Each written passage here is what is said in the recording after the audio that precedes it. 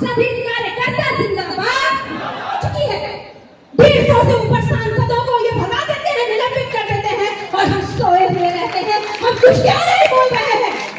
उस संसद में हमने चुन के भेजा है, हमने अपनी कीमती वोट को दिया है। ये प्रजातंत्र है, प्रजातंत्र है, प्रजातंत्र है और प्रजा आप हैं। आपने चुन करके भेजा है उस संसद में। फिर हम क्यों सोए हुए हैं, इस बात को समझने की जरूरत है। बहुत सारी महिलाएं यहाँ बैठी हैं, वंचित समाज के बहुत भाई यहाँ बैठे हैं। मैं एक बात यहाँ कहना चाहती हूँ, कोई भी धर्म, आज धर्म की राजनीति का दौर चला रखा है इन्होंने। मैं कहना चाहती हूँ सभी महिलाओं से जो मंच पर बैठी है और जो सभागार में बैठी है, मैं अपने आप से भी हर दिन कहती हूँ, कोई भी धर्म, चाहे वो हिंदू धर्म हो, किसी मंदिर का पुजारी हमें और आपको नहीं बनाएगा, किसी महिला को नहीं बनाएगा। कोई भी मस्जिद हमें इमाम नहीं बनाएगा, कोई भी चर्च हमें पादरी नहीं बनाएगा, कोई भी गुरुद्वारा हमें वहां का पुजारी नहीं बनाएगा। लेकिन हमारा संविधान हमें डॉक्टर, इंजीनियर, कलेक्टर, ऑफिसर और विधान पार्षद, विधायक और सांसद बनाएगा, मंत्री बनाएगा। इसीलिए जरूरी है जात जाइए आधी आबादी, संविधान की सुरक्षा कीजिए। आपके हाथ माथे पे कलश देके आपको तरह तरह की बातों को बहलाकर कुछ नहीं, आपके हकों हुकूक को छीनने की तैयारी है। क्यों सोए हुए थे हम, जब हमारे बेटियों को घसीटा जा रहा था संसद के बाहर। आज दो विचारधारा की लड़ाई है प्रिय भाइयों बहनों, तीसरी कोई लड़ाई नहीं है। दो विचारधारा, एक है फांसीवादी विचारधारा, नफरत की विचारधारा और दूसरी है समाजवाद की विचारधारा। समाजवाद की विचारधारा जिसके हम लोग पुजारी हैं, राजद जिसकी नींव पे खड़ा है, राष्ट्रीय जनता दल जिसके संरक्षण के लिए बना है। हमारे राष्ट्रीय अध्यक्ष जी ने अपने आप को कुर्बान कर दिया। हमारे कई नेताओं ने कितनी सारी जिल्लतें सही है इस समाजवाद को बचाने के लिए। आज बारी है और जरूरत है, बारी ही नहीं जरूरत है हम खड़े हो जाएं। समाजवाद अगर अंत्योदय की बात करता है, मैं यहाँ पे मेरी बहुत भरी हुई सभा है, मैं आप सबों से कहना चाहती हूँ, समाजवाद किसी जाति या किसी भी धर्म या किसी भी व्यक्ति का विरोध नहीं करता है। अगर अंत्योदय की बात करता है, अंतिम व्यक्ति को उठा के खड़ा करने की बात करता है, तो सर्वोदय की बात भी करता है, सभी को आगे ले जाने की बात करता है। और हम सभी के लिए खड़े रहे हैं और हमारा दल हमेशा समाजवाद के संरक्षण के लिए खड़ा रहेगा। लेकिन जरूरत है जाग जाइए, सोने का समय नहीं है। सब कुछ छीना जा रहा है, आपके बच्चों के अधिकार। क्या आप जानते हैं नई शिक्षा नीति ने क्या किया? आपका पूर्व का ऑक्सफोर्ड कहा जाता है, इलाहाबाद यूनिवर्सिटी, दिल्ली यूनिवर्सिटी, जहां बड़े अरमान से आप चिंतक बनने के लिए, प्रोफेसर बनने के लिए, विचारक और विद्वान बनने अपने बच्चों को कम पैसों में भेज पाते थे। 400 गुना वहां की फीस इन्होंने बढ़ा दी है नफरतियों ने। शिक्षा से इनको नफरत है।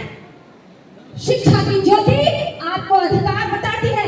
बाबा साहब ने कहा था शिक्षा शेरनी का दूध है, जो पिएगा वही दहाड़ेगा, क्योंकि उसको मालूम होगा कि मेरे अधिकार क्या है। ये धीरे धीरे करके शिक्षा को खत्म कर रहे हैं और आपकी आंखों पे घर की पट्टी इन्होंने बांध रखी है। हमारे बच्चों के हाथ से कॉपी किताब छीन ली इन्होंने और इनके हाथों में झंडा और नफरती नारे दे दिए हैं। क्या इससे देश चलेगा?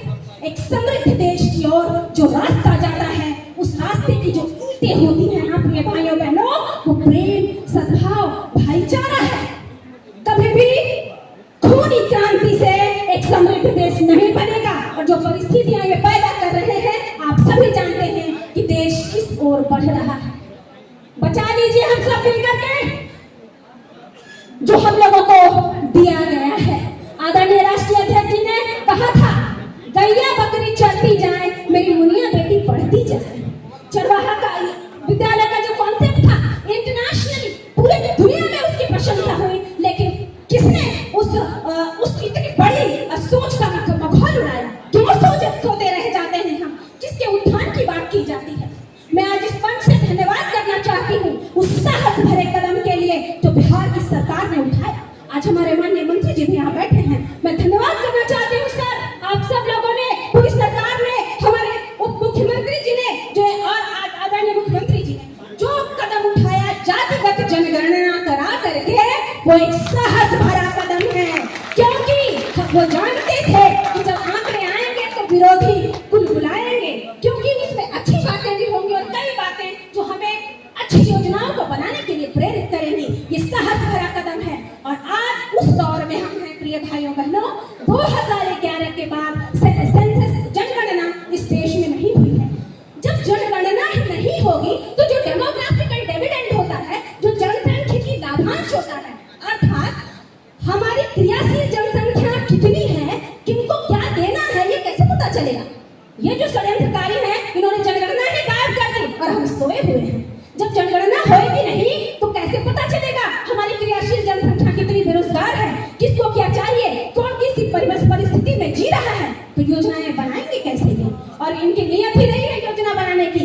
इस परिस्थिति में इस बिहार की सरकार ने पूरे देश को एक ऐतिहासिक संदेश दिया है जातिगत जनगणना के रूप में। और सही है, जो आंकड़े हमारे पास आए हैं, 94 लाख परिवार हमारे गरीबी रेखा से नीचे हैं, लेकिन सिर्फ आंकड़े कागजी नहीं हैं, इनके ऊपर काम किया जा रहा है। आज हम जानते हैं कौन भूखे पेट सो रहा है, कौन है जिसके बच्चे स्कूल नहीं जा रहे हैं, कौन है जो गंदी नालियों के किनारे टाट डालकर रात भर ठंड में, कड़कती ठंड में ठिठुर रहा है। हम जानते हैं और हमारी सरकार जानती है और उसके अनुरूप योजनाओं को बनाया जा रहा है। हर एक विभाग में योजनाओं को बनाया जा रहा है और लगातार उस दंश से उबरने का प्रयास किया जा रहा है। शिक्षा क्षेत्र में अभूतपूर्व सुधार किए जा रहे हैं। आप लोगों की और हम सब लोगों की जिम्मेदारी है कि हम लोगों को बताएं कि क्या क्या चीजें हो रही है। अभी देखिए कितने बड़े पैमाने पर शिक्षकों की भर्ती की गई। किसके लिए भर्ती की गई? जोर से बोलिए, जोर से बोलिए।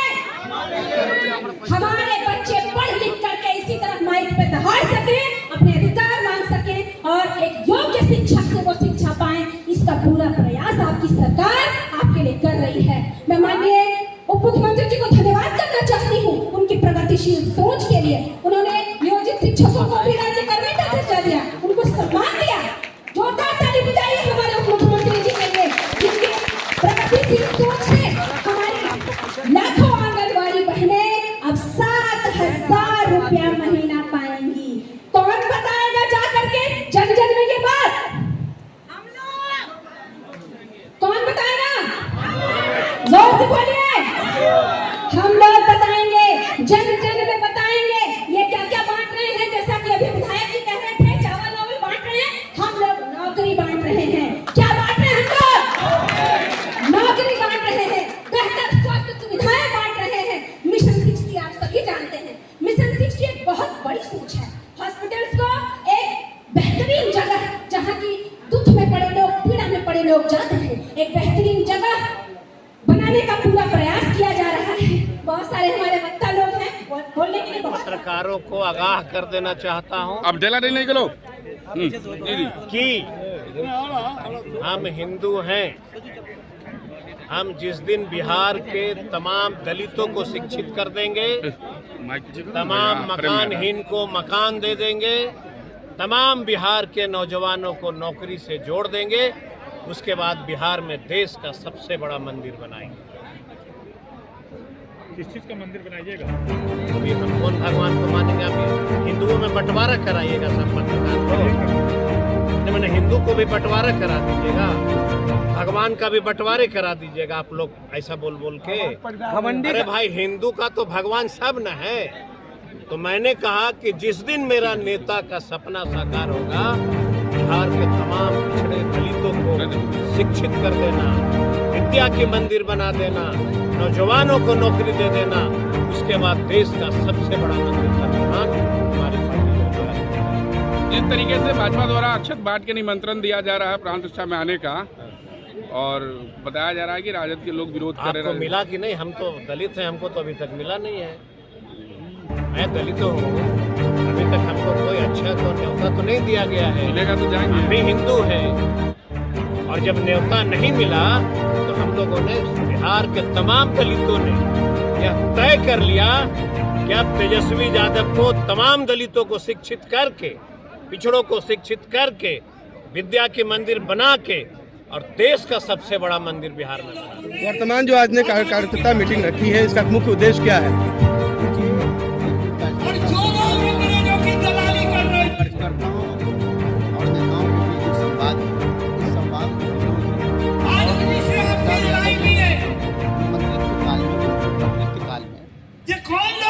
सरकार के द्वारा जो उपलब्धियां अभी तक बिहार के लोगों के साथ की गई, उसमें मान के चलिए कि हम लोग को जनमानस तक लोगों तक पहुंचाना है। और जो जुमलेबाजी की जो सरकार जो भारतीय जनता पार्टी की जो सरकार के क्रियाकलाप को अपने पास जिन्होंने कहा था 14-15 लाख रुपया खाता में देंगे, हम बेरोजगारी दूर करेंगे, प्रत्येक वर्ष 2 करोड़ लोगों को रोजगार देने का काम करेंगे, काला धन वापस लाएंगे और महंगाई को कम करेंगे। इस चीज के लिए ने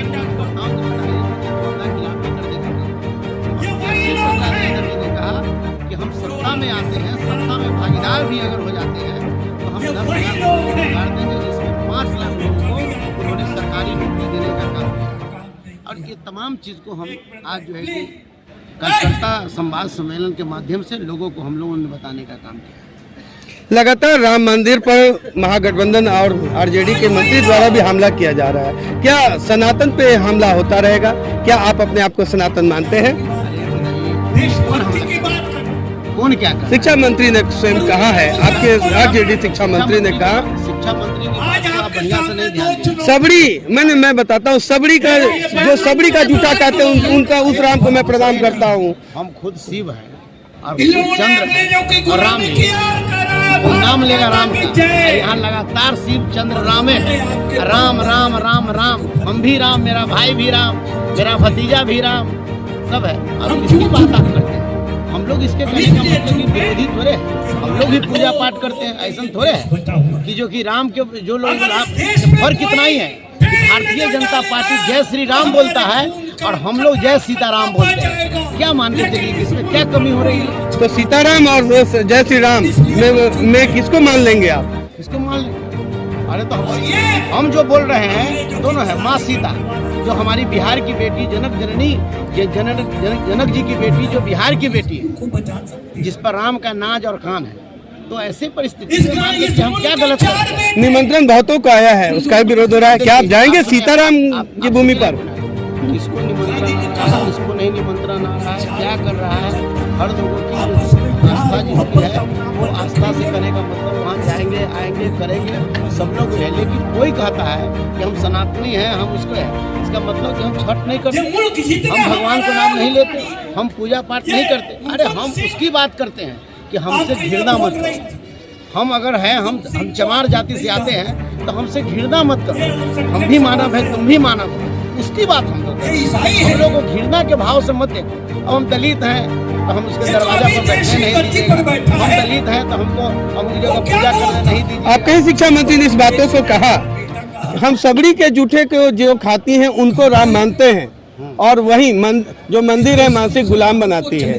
इस पर आपका क्या कहना है? हमारा कहने का मतलब है सबसे क्या कहीं अपमान होता है? सबसे सुनिए ना, हम तो आप बोले ना कि हम तो अपने राम है, मेरा पूरा परिवार राम है, पूरा खानदान राम है और हमारे समाज के जितने लोग हैं तमाम वो राम है कि नहीं? सबसे बड़ा राम हम है तो हमको देखने वाला कौन होता है? तो हर लोग का अपना अपना विचार है, अपना अपना सोच है, उस सोच के हिसाब से काम कर रहे हैं।